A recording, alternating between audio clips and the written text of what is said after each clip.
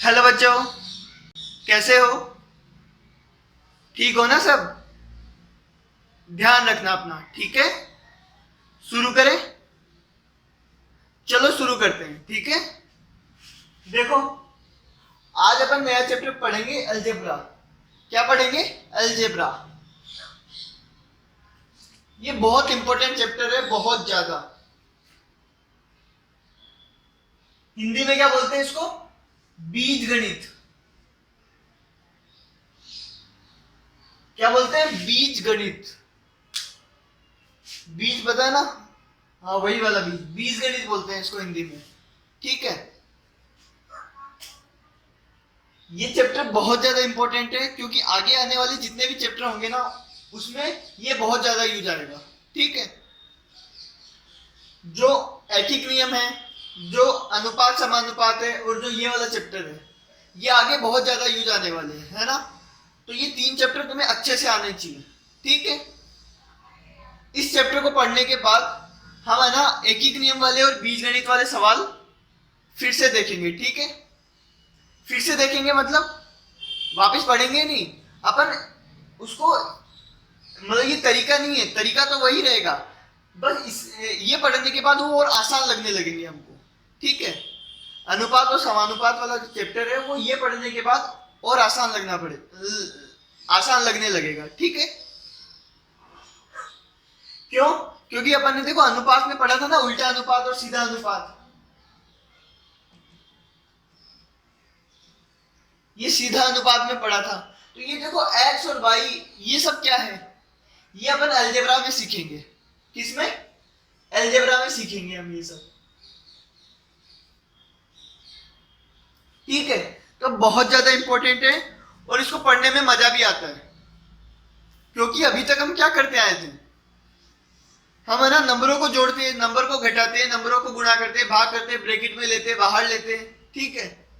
लेकिन अब अपन नंबर को नहीं, अब अपन है ना X Y Z A B C इन सबको जोड़ेंगे, घटाएंगे, ये सब करके देखेंगे, ठीक है? अभी मैं ये चैप्टर वापस पढ़ाऊंगा, उससे पहले ये दो क्वेश्चन है, ये कर रहे हैं अपन, है ना? ये अनुपात बताना इन दोनों में, ठीक है? अनुपात वाले चैप्टर का है ये। देखो, 8 रुपए और 40 पैसों का अनुपात बताओ। 8 रुपए का और 40 पैसे का अनुपात बताना है, ठीक है? अनुपात का क्या मतलब होता है? दोनों को डिवाइड करना है। लेकिन मैंने क्या कहा था? यूनिट दोनों की सेम होनी चाहिए। अगर यूनिट सेम नहीं है तो अनुपात नहीं बता सकते हम, ठीक है? तो यूनिट सेम होनी चाहिए।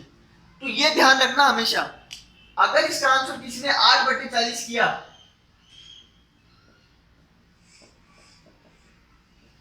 वो गलत हो जाएगा, बिल्कुल गलत हो जाएगा। 1/5 नहीं है, ठीक है? अनुपात निकालना है 8 रुपए का और 40 पैसों का, तो दोनों के दोनों सेम यूनिट में होने चाहिए, ठीक है? तो पहले सेम यूनिट में बदलो, पहले सेम यूनिट में बदलो इसको, है ना? ये कितना है? 8 रुपए। इसको पैसों में बदलना है। तो तुम्हें पता है 1 रुपए में कितने पैसे होते हैं? 100 पैसे होते हैं, 100। तो 8 रुपए में कितने हो जाएंगे? 1 रुपए में अगर 100 पैसे होते हैं तो 8 रुपए में कितने हो जाएंगे? 8 से गुणा कर देंगे, ठीक है? अब देखो, ये 800 पैसा हो गया और ये 40 पैसा, सेम यूनिट है। अब अनुपात निकालेंगे हम। निकालो अनुपात।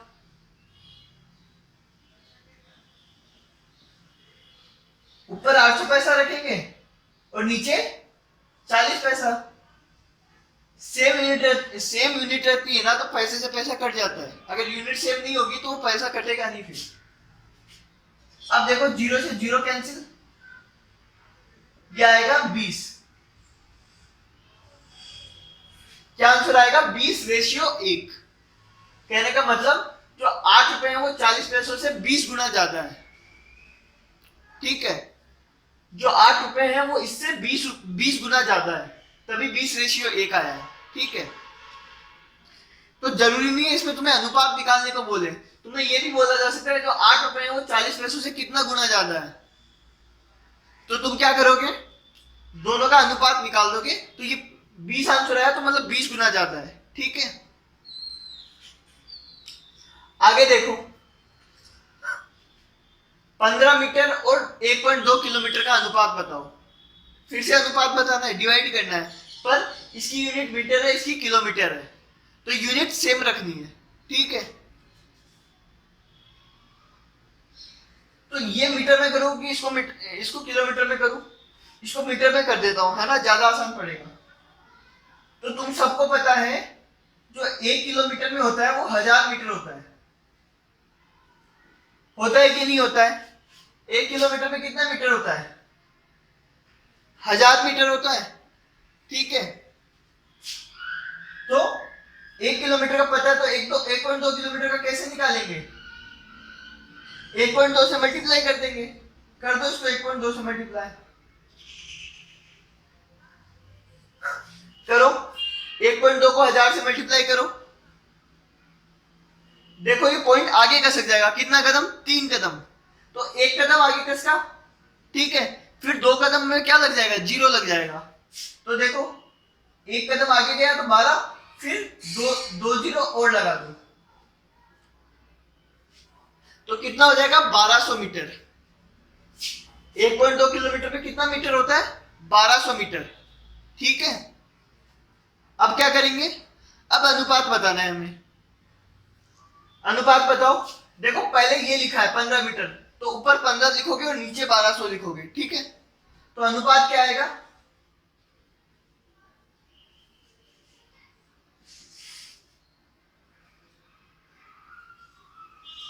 ये आएगा अनुपात 15/1200। ठीक है, काटो।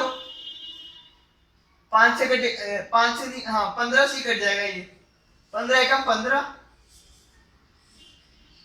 15 8 120 और 1 0 80। तो इसका अनुपात आएगा 1:80। क्या अनुपात आएगा? 1:80। ठीक है, आई बात समझ में? अनुपात कितना आएगा? 1:80। अगर सीधा कर देते तो आंसर कुछ और आता, इसलिए पहले यूनिट बदलोगे, बाद में करोगे। तो इन दोनों को उतार लो, है ना, फिर मैं ये मिटा रहा हूं, फिर ये चैप्टर पढ़ेंगे अपन। ठीक है, जल्दी उतार लो उन दोनों को।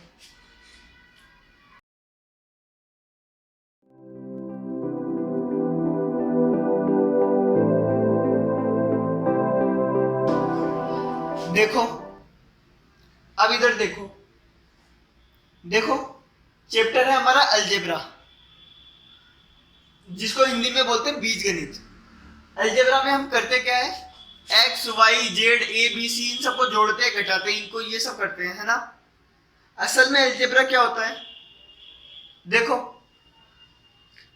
तुमने मान लो मैं बोल दूं कि मान लो अपन दोनों साथ बैठ के खाना खा रहे हैं, तुम और मैं दोनों साथ मिलके खाना खा रहे हैं। ठीक है, अब मान लो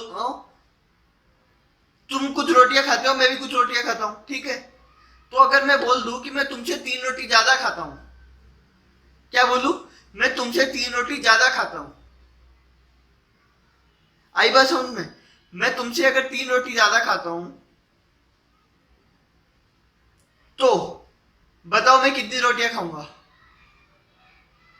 ठीक है, अब लेकिन इसमें एक दिक्कत है, इसमें तुम्हें ये नहीं पता कि तुम कितनी रोटी खाते हो, है ना। बस इतना पता है कि मैं तुमसे 3 रोटी ज्यादा खाता हूं। ठीक है, ये पता है तुम्हें, है ना। तो जब तुम्हें नहीं पता कि तुम कितनी खाते हो, अगर कोई चीज नहीं पता है, तो ऐसे तो नहीं होता कि तुम मान लो कि मैं 2 खाता हूं, तो ऐसा तो नहीं होता ना। तो तुम क्या करते हो? तुम मान लेते हो कि मैं x रोटी खाता हूं, मतलब तुम खुद हो वो x रोटी खाते हो। कितनी? x। ये x क्या है? ये हमें नहीं पता क्या है। तुम तो कह रहे हो मैं x रोटी खाता हूं, ठीक है, और मैं जो हूं वो तुमसे 3 रोटी ज्यादा खाता हूं, तो x में 3 जोड़ दूंगा। आई बात समझ में? x क्या है? x वो है जितनी रोटियां तुम खाते हो, है ना। उसको मैंने x मान लिया। x क्यों माना? क्योंकि मुझे नहीं पता तुम कितनी खाते हो। मैं तो कह रहा हूं कि तुम x खाते हो। अब x अब तुम पूछोगे x क्या है, तो x तो वो है जितनी रोटियां तुम खाते हो, है ना। मैं सीधा ये तो नहीं बोल सकता ना कि तुम 2 रोटियां खाते हो, क्योंकि मुझे पता ही नहीं है तुम कितना खाते हो, है ना। इसलिए जब पता नहीं हो तो हम उसको कुछ मान लेते हैं, जब पता ना हो तो उसको कुछ मान लो, लेकिन ऐसा कुछ मानो कि उसकी जगह पे अपन कुछ भी लिख सके। अब मान लो जैसे तुम 2 रोटी खाते हो, है ना, तो तुम क्या करोगे, x की जगह पे 2 लिख दोगे, तो मैं कितनी खाऊंगा, 5 रोटी। ठीक है, मान लो कोई और है वो 4 रोटी खाता है ना, तो वो x की जगह पे क्या लिखेगा, 4 रोटी लिखेगा, तो मैं कितना खाऊंगा, 7 रोटी। तो वो डिपेंड करता है कि किसके रेस्पेक्ट में बात कर रहा हूं, है ना। तो ये x क्या है, ये x भी एक नंबर है, x भी एक नंबर है जो हमें नहीं पता कितना है, हमें पता नहीं कितना है ना। जब पता नहीं हो तो हम क्या करते हैं, उसको x मान लेते हैं। जरूरी नहीं यहाँ पे मैं x लिखूं, मैं यहाँ पे a भी लिख सकता हूं, मैं यहाँ पे b भी लिख सकता हूं, मैं यहाँ पे अपना नाम भी लिख सकता हूं।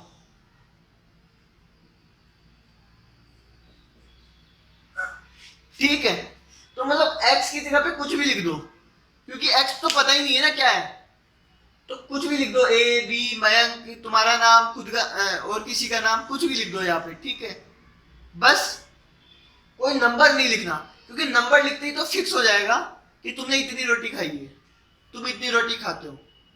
अगर पता नहीं हो तो उसको ज्यादा लोग क्या करते हैं, x मान लेते हैं, तो अपन भी x ही मानेंगे। तुम x मानो, a मानो, b मानो, c मानो, y मानो, z मानो, k मानो, p मानो, जो तुम मानो वो तुम्हारी मर्जी है। ठीक है, अब अगर मैं बोलूं जैसे 2 लड़के हैं, मैं कहूं कि ये जो लड़का है ना, ये इससे 5 साल बड़ा है, तो तुम क्या करोगे, मान लोगे कि x साल का है, तो ये कितने साल का हो जाएगा, x में 5 जोड़ देंगे। ठीक है, तो जब हमें नहीं पता हो कि पहला क्या है और दूसरा पता करना हो, तो हम पहले वाले को x मान लेंगे। ठीक है, ये बात समझ में आई तुम्हें। इसीलिए हम अलजेब्रा पढ़ते हैं। अलजेब्रा से हम क्या करते हैं, जो चीज नहीं पता है वो पता करने की कोशिश करते हैं। ठीक है, ये हम अलजेब्रा में करेंगे, जो नहीं पता है वो पता करने की कोशिश करेंगे। ठीक है, मान लो मान लो तुम है ना बाजार गए, है ना, तुमने 10 रुपए खर्च किए, है ना, और तुम अपने भाई के साथ गए। ठीक है, तो तुम्हारे भाई ने तुमसे 4 गुना ज्यादा खर्च किए। कितने, 4 गुना ज्यादा। तो तुम्हारा भाई कितना खर्च करेगा, 40, है ना, 4 से गुना कर दोगे। अगर वही मैं बोलूं कि तुम बाजार गए, तुमने कुछ खर्चा किया और तुम्हारे भाई ने उससे 4 गुना ज्यादा खर्चा किया, तो तुम क्या करोगे, तुम्हें नहीं पता तुमने कितना खर्चा किया, तो तुम अपने आप को x मान लोगे। ठीक है, तो तुमने कितना खर्चा किया, x रुपए, है ना, तो तुम्हारे भाई कितना खर्चा करेगा, x को 4 से गुना कर दोगे। ठीक है, अब x कुछ भी हो, मान लो तुम 10 रुपया खर्चा करते हो, तो 10 को 4 से गुना कर दोगे। मान लो तुम 20 रुपया खर्चा करते हो, तो 20 को 4 से गुना कर दोगे। ठीक है, तो x की जगह पे अपन को कुछ लिखना होता है ना। ये बात समझ में आई तुम्हें। अलजेब्रा में क्या करेंगे, हम ऐसे नंबर्स को ढूंढने की कोशिश करेंगे जो हमें पता नहीं है ना, ऐसी चीजों को ढूंढने की कोशिश करेंगे। देखते हैं, आगे और क्लियर हो जाएगा।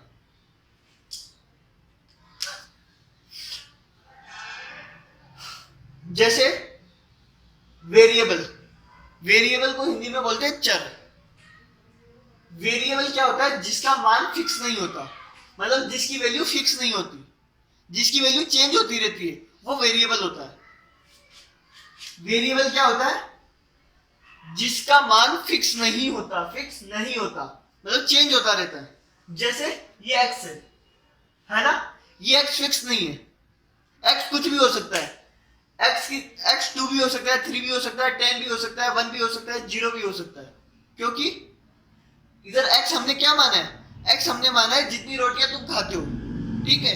तो तुम 2 खाओगे तो x2 हो जाएगा, तुम 3 खाओगे तो x3 हो जाएगा, है ना। तुम 1 खाओगे तो x1 हो जाएगा, तुम आधी खाओगे तो x आधा हो जाएगा, तुम 0 खाओगे तो x 0 हो जाएगा। तो x फिक्स नहीं है ना, x कुछ भी हो सकता है, 0 1 2 करोड़, माइनस में, प्लस में, ठीक है, फ्रैक्शन में, डेसिमल में, कुछ भी हो सकता है x, है ना। तो जिसकी वैल्यू फिक्स नहीं होती वो वेरिएबल होता है। तो वेरिएबल में जैसे x हो गया, y हो गया, a b c d e f z, कुछ भी, ये सारे वेरिएबल है ना। जिसकी वैल्यू फिक्स नहीं है वो सब वेरिएबल है, ठीक है। तो ये लिख ले अपनी कॉपी में, वेरिएबल क्या होता है, जिसकी वैल्यू फिक्स नहीं होती, ठीक है। एग्जाम्पल भी देख लेना, एग्जाम्पल कुछ भी, x की जगह पे तुम अपना नाम भी लिख सकते हो, तुम्हारा नाम भी वेरिएबल है। नहीं, ऐसे तो फिक्स है, तुम्हारा नाम फिक्स है कि जैसे तुम्हारा नाम अगर शुभम है तो शुभम ही रहेगा, मेरा मयंक है तो मयंक ही रहेगा, ठीक है। बस वेरिएबल का मतलब, अगर यहाँ पे x की जगह पे मैं मयंक लिख देता हूं, है ना, तो ये मयंक क्या है, जितनी रोटियां तुम खाते हो, है ना। अगर तुम 2 खाओगे तो मयंक 2 हो जाएगा, तुम 3 खाओगे तो मयंक 3 हो जाएगा, ठीक है। तो ये वेरिएबल हो गया, आई बात समझ में। और कांस्टेंट क्या होता है, हिंदी में क्या बोलते हैं पता नहीं। कांस्टेंट क्या होता है, जिसका मान फिक्स होता है, जिसकी वैल्यू फिक्स होती है। जैसे कोई भी नंबर होगा तो वो कांस्टेंट ही होगा। अब ये 2 लिखा है तो वो 2 2 ही होगा। अब 2 कभी 3 4 5 नहीं हो सकता, 2 तो 2 ही रहेगा, ठीक है। 54 वो 54 ही रहेगा, 0 0 ही रहेगा, माइनस में, पॉइंट में, सब जगह अगर कोई नंबर होता है तो वो हमेशा क्या होता है, कांस्टेंट होता है, ठीक है। इसकी वैल्यू फिक्स होती है कांस्टेंट की, ठीक है। वेरिएबल की चेंज होती रहती है।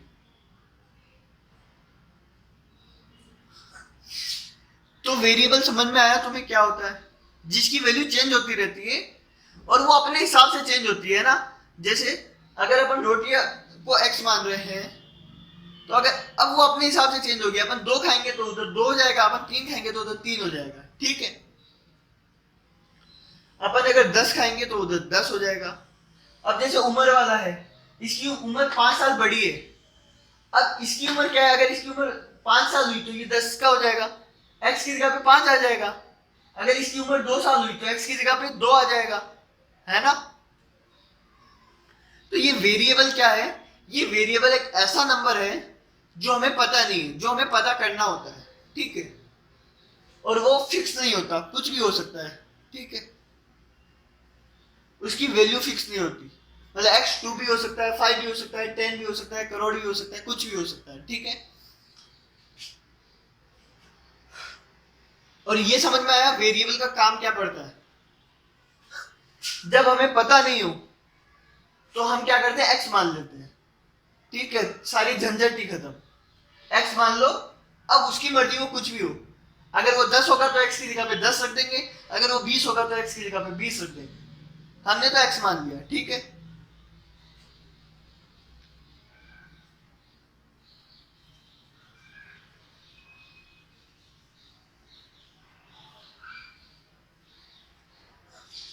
ये चीज समझ में आई तुम्हें, वेरिएबल जो फिक्स नहीं होता, कांस्टेंट जो फिक्स होता है, ठीक है।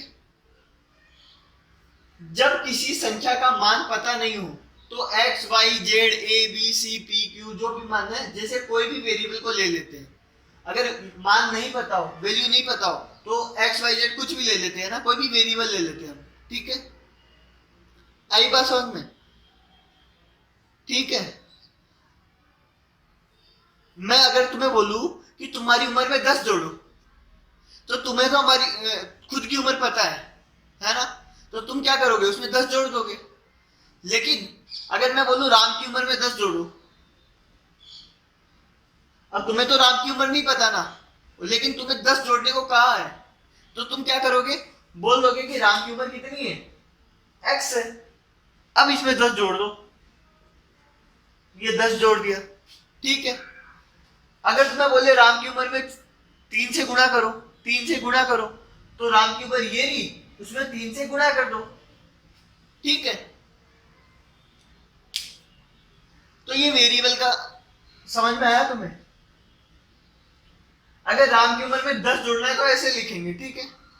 अब अगर मान लो राम 2 साल का हुआ तो 10 जोड़ने के बाद 12 हो जाएगा। राम अगर 5 साल का हुआ तो 15 हो जाएगा, ठीक है।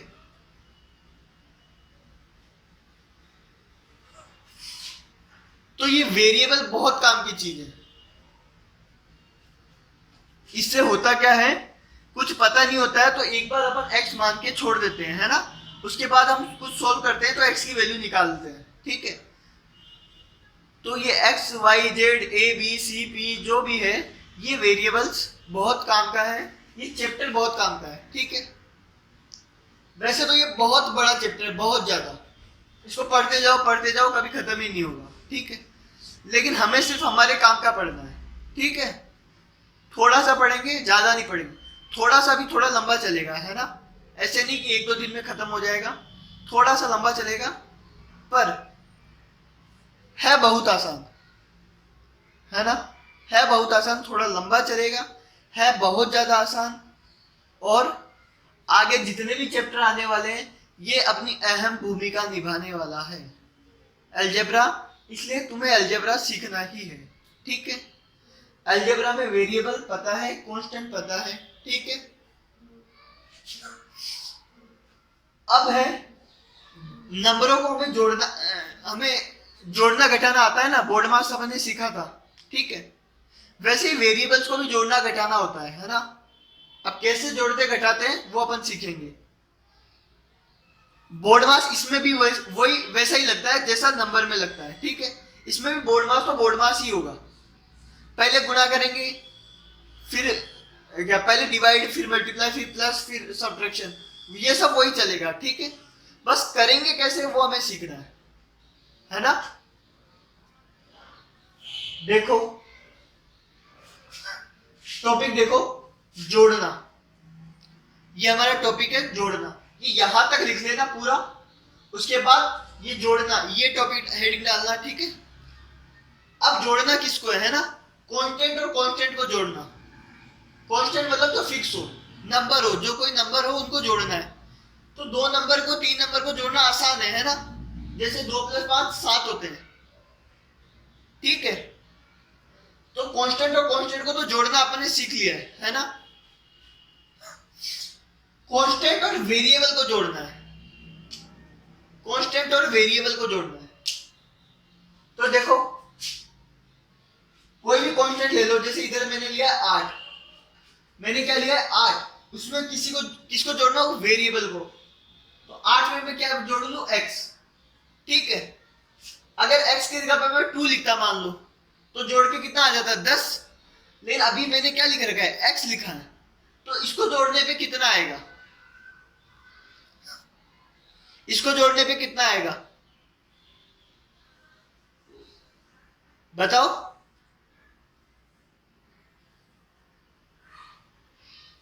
बताओ। तो ये दोनों जुड़ेंगे ही नहीं, बिल्कुल। ये ऐसे कैसे ही रहेंगे, ठीक है। ये जुड़ नहीं सकते, है ना। एक कांस्टेंट और एक वेरिएबल, अगर उनको जोड़ते हैं तो वो वैसे के वैसे ही रहेंगे, ठीक है।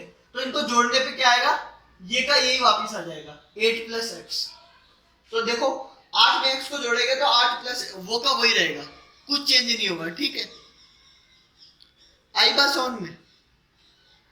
ऐसे देखो a + 22, ये वेरिएबल है, ये कांस्टेंट है, जोड़ने पे a + 22 ही रहेगा, ठीक है।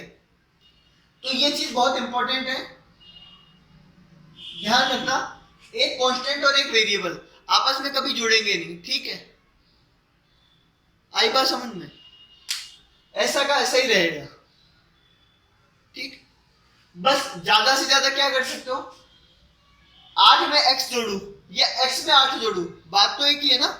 तो मैं चाहूं तो इसको x पहले लिख दूं, 8 बाद में लिख दूं, हो तो ये जोड़ ही रहा है। जैसे मैं उसमें करता था, 2 में 3 जोड़ू या 3 में 2 जोड़ू, बात तो एक ही है ना। वैसे ही ये है, 8 में x जोड़ो या x में 8 जोड़ो, एक ही बात है ना। बस जुड़ने पे ये ऐसा का ऐसा ही रहेगा, और कुछ नहीं हो सकता इसका, ठीक है, तो हमने कांस्टेंट को कांस्टेंट से जोड़ा, कांस्टेंट को वेरिएबल में जोड़ा, है ना, वेरिएबल को कांस्टेंट में जोड़ा, ठीक है। अब है वेरिएबल को वेरिएबल से जोड़ना है, वेरिएबल और वेरिएबल को जोड़ना है, ठीक है। तुम ऐसे एक के नीचे एक लिखते जाना, पहले ये हेडिंग, फिर ये, फिर ये, फिर ये, ऐसे लिखते जाना, ठीक है।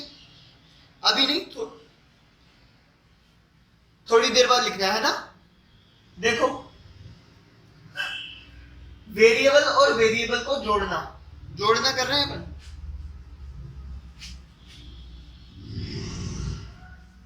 अब देखो, वेरिएबल, ये सब वेरिएबल होते हैं ना। अब ये अलग अलग तरह के हो सकते हैं। अगर वेरिएबल सेम हो तो, जैसे x में x को ही जोड़ना है, और अगर वेरिएबल अलग अलग हो तो, जैसे x में b को जोड़ना है, x में a को जोड़ना है, a में b को जोड़ना है, a में c को जोड़ना है, p को q में जोड़ना है, p को s में जोड़ना है, p को a में जोड़ना है, ठीक है। ये सब अलग अलग वेरिएबल है ना। तो मैंने इसके दो सब टॉपिक बनाए हैं, वेरिएबल और वेरिएबल को जोड़ना है, ठीक है। अगर वेरिएबल सेम हो तो, और अगर वेरिएबल अलग अलग हो तो। पहले सेम वाला करते हैं, है ना। जैसे मान लो x, x में अगर x को जोड़ना है तो ये x और x दोनों सेम वेरिएबल है ना, तो कितना आएगा, 2x। कितना x, 2x।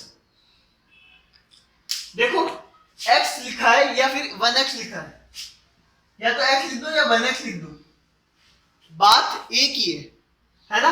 स्टार्टिंग में 1 लगाओ या नहीं लगाओ कोई फर्क नहीं पड़ता, ठीक है, x के पहले। तो ये x का क्या मतलब है, 1x, है ना। तो 1x और 1x मिलके कितने x बनेंगे, 2x बनेंगे, ठीक है।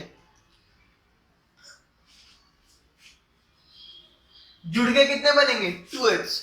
आई बात समझ में। अगर वेरिएबल सेम हो तो जुड़ जाएंगे, है ना। इसको तुम है ना एक तरह से पेंसिल रबड़ की तरह मान सकते हो। मान लो पेंसिल और रबड़, है ना, दो चीजें मान लो।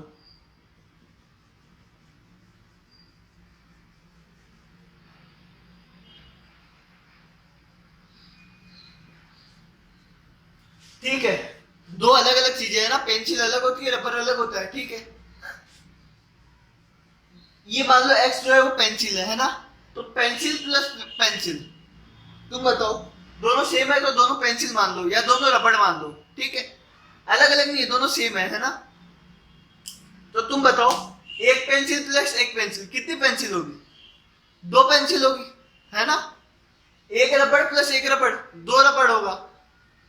आई बात समझ में। तो वेरिएबल सेम है, कौन सा वेरिएबल है, x, ठीक है।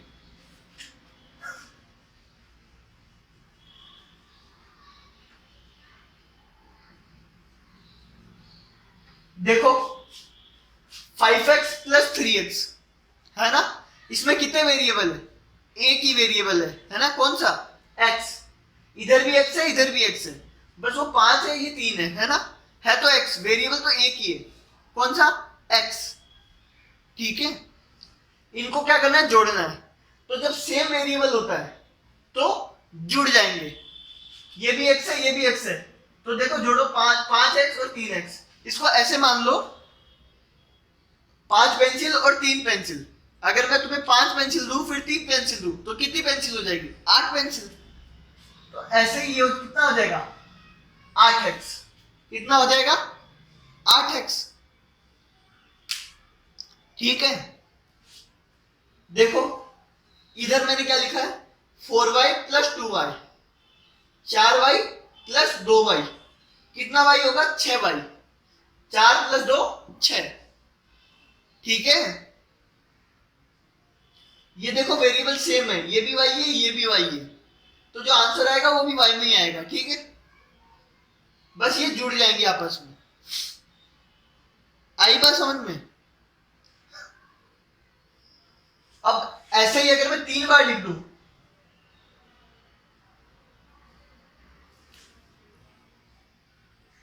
अगर 3 बार लिख दूं तो भी ये जुड़ जाएंगे। 5 3 8 2 10, कितना आएगा, 10x, ठीक है, तो वेरिएबल को जोड़ना आया तुम्हें? वेरिएबल अगर सेम होता है तो जुड़ जाएंगे, है ना, अगर जोड़ रहे हैं तो। अगर वेरिएबल अलग अलग हो तो, जैसे x प्लस वाई, ये एक अलग वेरिएबल है, ये एक अलग वेरिएबल है ना।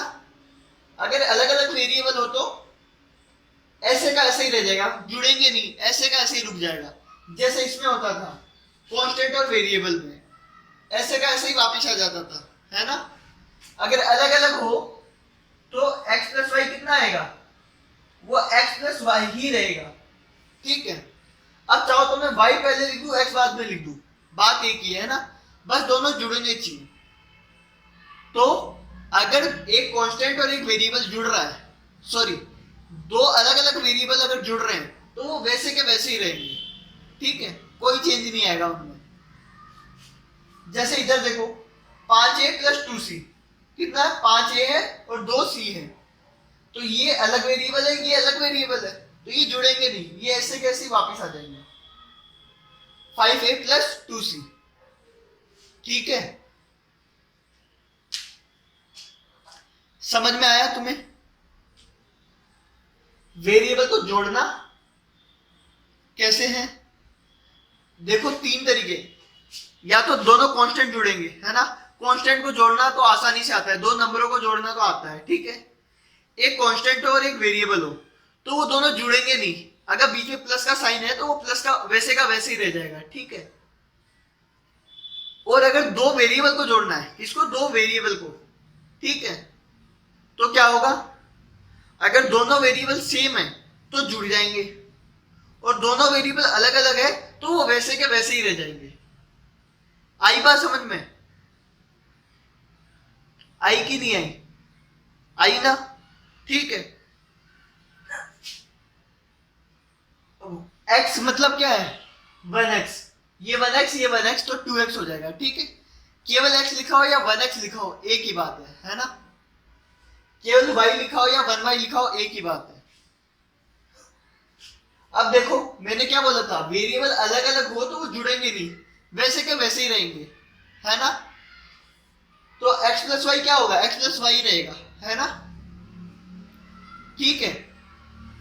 इसको ऐसे समझो, मैंने पेंसिल और रबड़ वाला बताया था, अगर दोनों अलग अलग वेरिएबल है तो देखो एक पेंसिल मान लो, एक रबड़ मान लो। मैंने क्या किया,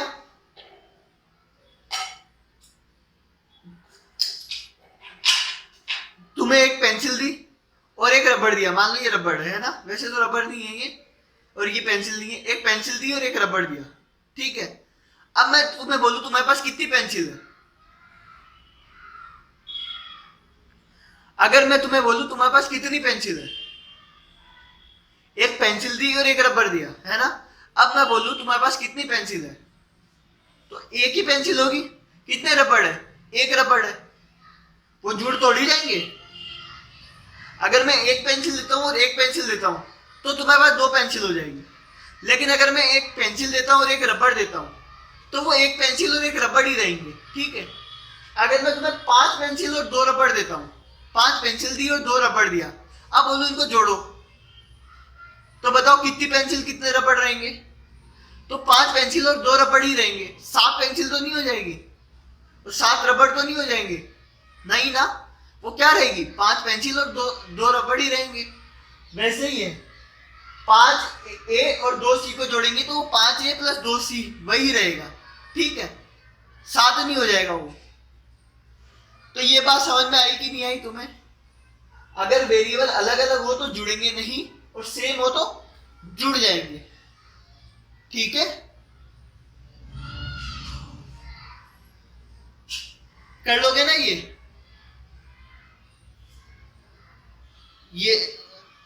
कर लोगे, ठीक है, कर लेना, है ना। ये सब उतार लेना अपनी कॉपी में अच्छे से, और ये समझ में नहीं आया हो तो पूछ लेना, क्योंकि ये चैप्टर बहुत ज्यादा इंपॉर्टेंट है, बहुत ज्यादा। आई बात समझ में? अगर ये चैप्टर तुम लोग नहीं करते हो तो आगे दिक्कत आएगी बहुत ज्यादा, इसलिए ये चैप्टर अच्छे से याद कर लेना, याद नहीं अच्छे से समझ लेना, ठीक है। और मैं बार बार कहता हूं कि जब मेरा पहला वाला चैप्टर कंप्लीट हो जाए तो उसके क्वेश्चंस वापस करके देखा करो रफ कॉपी पे। तो वो पिछला वाला जो भी चैप्टर था उसके क्वेश्चन एक बार तुम वापस करके देखना, ठीक है? आई बात समझ में? कर लोगे ना? बाय।